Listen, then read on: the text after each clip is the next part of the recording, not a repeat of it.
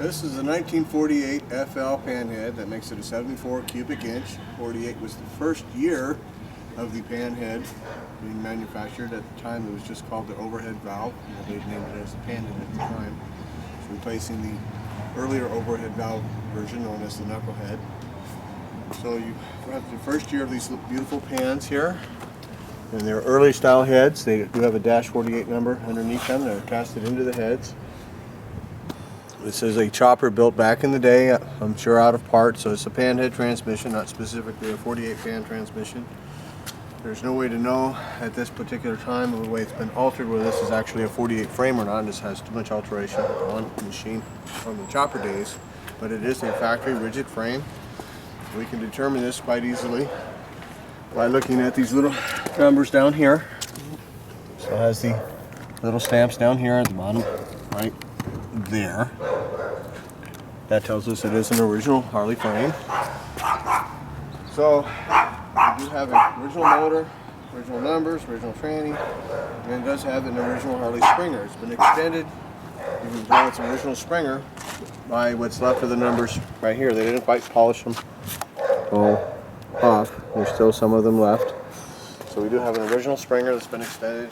This is most likely a bike built out of parts. That's how choppers were built, because back in the late 50s and 60s, as these bikes were used, they ended up in junkyards, just like today's Hondas. And people would go to the junkyards and buy parts and build machines and make choppers out of them because it was very cheap and efficient.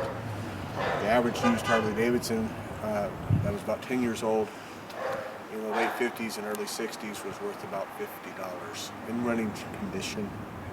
That's in running condition for a big twin Harley Davidson. That's all they were worth. So they were junkyard bikes. They're very sought after. They've all been blown up and chopped up and so forth. And it's actually kind of cool today, actually find a chopper in a real Harley frame with a real Springer that's really a 48. This is today. This is 2012, not 1957. So this is a Del Orto carburetor. I'm going to go the same technique that the owner showed me how to start it and see if I can actually get it to start and fire.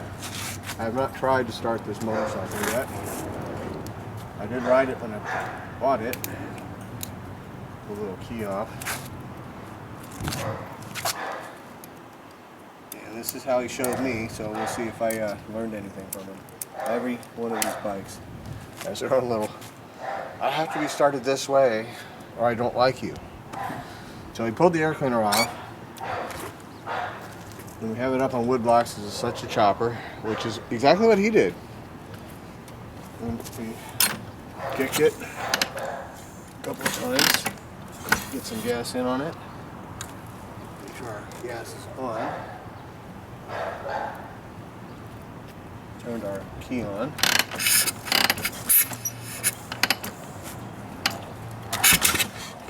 Have fire. Go back a little bit. A little more prime.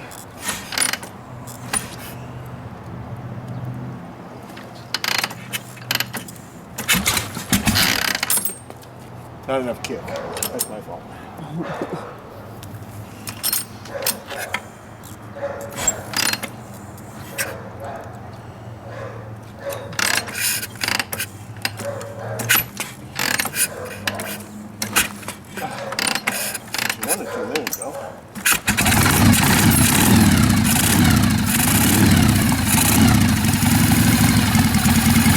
Not bad for the first time starting off the motorbike. As you've seen, as I've tried different techniques with different bikes, each one has its own idea of how it wants to be started. So what is the timing like? What is the carburation like? Very limited. Once you know this particular machine, it starts for you every time. Okay, that's the road you like. Over here,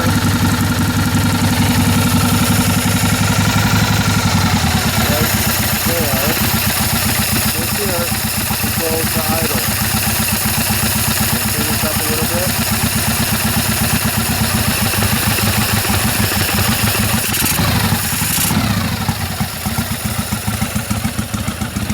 Actually runs real well. And I'm bought it from thinks he doesn't have more than about 15,000 miles on the bike. You do those motors, so the best motor man in the area. That's the time you did it, get the motor and tranny. I was very happy with it, but actually started and ran. And I got it.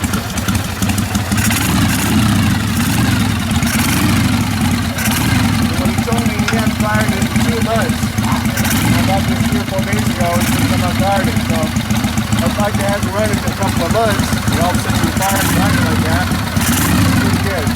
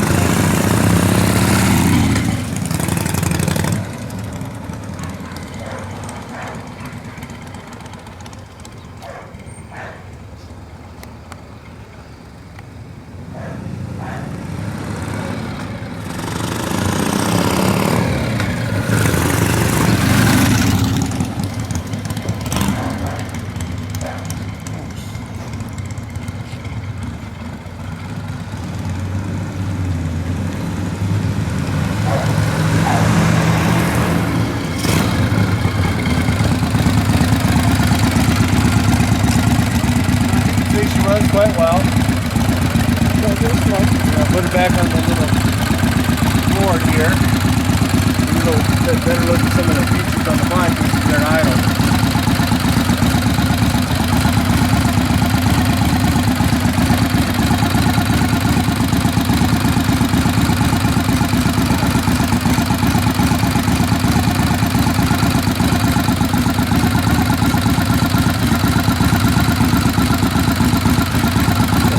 A nice little up close.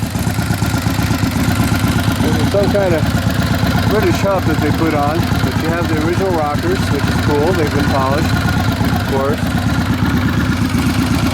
The original rockers on both sides. There's ladies some Ford radius rods to extend it, very common. Headlight is working, as you see. Just a fake dual cap Mustang tank here. One cap is real, one's fake. Very cool trick back in the day. You can tell it's got a 12-volt generator. Go to face my camera, don't play here's the numbers. Here's gorgeous numbers here. Nice head. Nice head. Got a hydraulic drum rear brake. That is an original drum rear brake. Put on this chopper. Little tombstone tail light that is working. Works on reproduction. We've got the seal bearing rear drum. You got the drum there, that's nice on around this way, the seal bearing drum. Not next to the side. We've got hooked up the mechanical brake setup, floorboard setup here. There's no primary cover here. There's no lifter block. These are later lifter blocks, I suspect. The way they're formed and put some gel between on. The early ones were aluminum. Here we can see the actual chassis. Here's the head. See that? That's dark.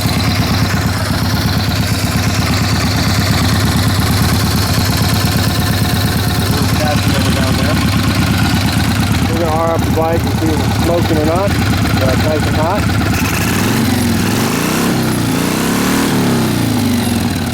Absolutely no blue smoke. This is a cool bike. And there she is. Still idling nice and perfect. What a cool chopper, huh? See you next time.